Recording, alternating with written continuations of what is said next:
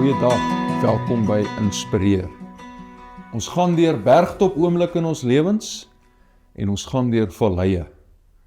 En my belewenis is, daar's goed wat die vallei jou leer wat die bergtop jou nooit kan leer nie. En die aard van die mens is, in die winters van ons lewe wil ons hê, daai seisoen moet vinnig verbygaan.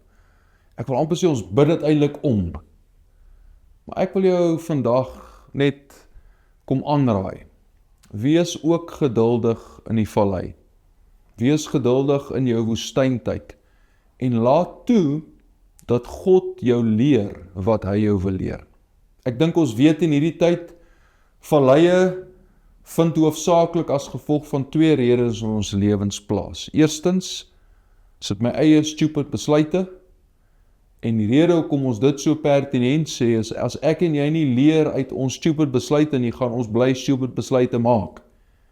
Die ander rede vir 'n vallei is baie keer omstandighede buite ons beheer. Die lewe gebeur, oproep wat jy kry, doktersbesoek, 'n baas wat jou inroep.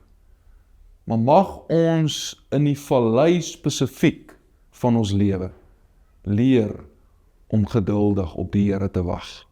Mag ons in daai winters, soos wat die Hebreërs skrywer ons leer, rus in die Here.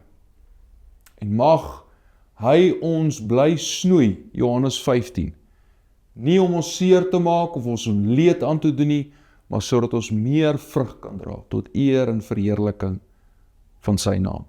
Dankie dat jy hierdie week saam met ons gereis het, en mag ons uiteindelik deur ons lewenswandel dat mense dit beleef, dat mense dit sien wat Paulus skryf, soos wat ons begin het hierdie week. Die liefde is geduldig.